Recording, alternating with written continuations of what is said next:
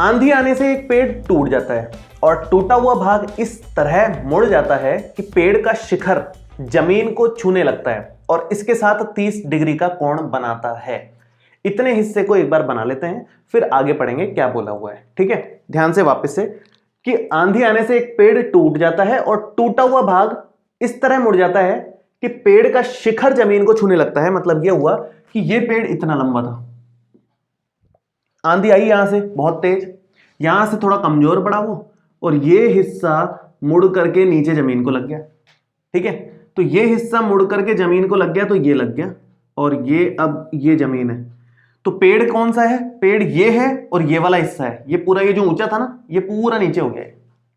पेड़ आंधी यूं आई, यहां से पेड़ टूट गया। अब इससे एक ट्रायंगल बन गया जिसको मैं एबीसी नाम दे देता हूं एक बार के लिए। ठीक है, उसको चाहो तो डी नाम दे दो आप। ये जो एडी है ये एसी है, यही चीज नीचे आई है। अब इसने बोला है कि इसके साथ 30 डिग्री का कोण बनाता है। ये जो कोण है ये 30 डिग्री है, ये भी बोला है जमीन के साथ। ये जो पेड़ है, पेड़ का शिखर यही था, ये नीचे आ गया, वो 30 डिग्री का कोण बनाता है। पेड़ के पाद बिंदु की दूरी, पेड़ के पाद बिंदु की दूरी मतलब बी की दूरी किससे?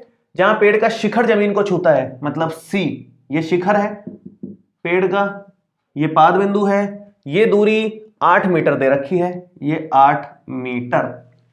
हमें क्या निकालना है? पेड़ की ऊंचाई निकालनी है। पेड़ की ऊंचाई मतलब ये टोटल हाइट।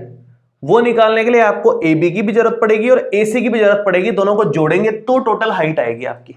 ठीक है, तो AB निकालेंगे और AC निकालेंगे। इसके आगे की कहानी यह है कि भाई कोण के जस्ट सामने वाली भुजा क्या होती है? लंब। 90 डिग्री के सामने वाली भुजा क्या होती है? कर्ण। और तीसरी क्या होगी? आधार। इस बार हमारे को लंब की भी जरूरत है और कर्ण की भी जरूरत है। तो सबसे पहले हम कौन सा फॉर्मूला लगाएं? आधार दिया हुआ है, आधार दिया हुआ है तो आप इससे देखो कौन सा फॉर्मूला लगाना चाहिए। आधार किस किस के पास होता है? आधार एक तो इसके पास होता है और एक इसके पास होता है। तो आधार बटे कर्ण, आधार बटे कर्ण से तो हमें कर्ण मिल जाएगा और एक लंब बटे आधार से लंब मिल जाएगा। तो दोनों फॉर्मूले ही यूज लेंगे। पहला फॉर्मूला कॉस का है, दूसरा टेन का है। ठीक है, तो मैं शुरू करता हूं। देखो हल शुरू कर रहा हूं मैं। आप यहां लिखोगे कि त्रिभुज ABC में, त्रिभुज ABC में क्या बात है? त्रिभुज ABC में कॉस थीटा, थीटा मतलब C, कॉस C का मान कितना आएगा? कॉस C आएगा आधार बटे कर्ण, आधार बटे कर्ण, ये कॉस C का मान आएगा। C का मान 30 डिग्री है तो कॉस 30 डिग्री बराबर आधार 8 मीटर है और कर्ण AC है। कॉस 30 का मान अगर आप टेबल में देखोगे तो √3/2 आएगा जो कि 8/AC के बराबर है। ठीक है, और AC इससे मिलेगा, AC इधर 2 उधर, क्रॉस मल्टीप्लाई, √3AC बराबर में 2 गुणा 16, 2 गुणा 8 सॉरी 16 बन जाएगा। वो इस तरफ कर देता हूं मैं बाकी का। तो √3AC बराबर आएगा 16। तो AC का मान आ जाएगा 16 बटे √3। अब अंडर क्या है? डिवाइड में रखते नहीं है मैथमेटिक्स में अपन, तो ऐसा कर सकते हो कि इसको √3 से ऊपर नीचे गुणा भाग करोगे तो नीचे से √3 हट जाएगा। ऊपर बनेगा 16 √3 और नीचे √3 मिलकर के 3 हो जाएगा। इतना मीटर तो हमारा AC आ रहा है, कर्ण आ रहा है। अब नेक्स्ट फॉर्मूला लगाने की बारी है जो कि है tan का, जिससे लंब मिल जाएगा हमारे को। तो देखो कैसे लगाएंगे, यहां शुरू करता हूं मैं। tan C का मान है लंब बटे आधार, लंब बटे आधार। tan C का मतलब वही 30। लंब हमारे को निकालना है और आधार हमारे को 8 दिया हुआ है। लंब हमें निकालना है कितना है? AB, तो यहां तो आ जाएगा AB और आधार हमारे को दे रखा है 8 के बराबर है तो 8 यहां पर लिख दो। ठीक है, tan 30 कितना होता है? tan 30 होता है 1/√3 के बराबर और बराबर में क्या चल रहा है? AB बटे 8।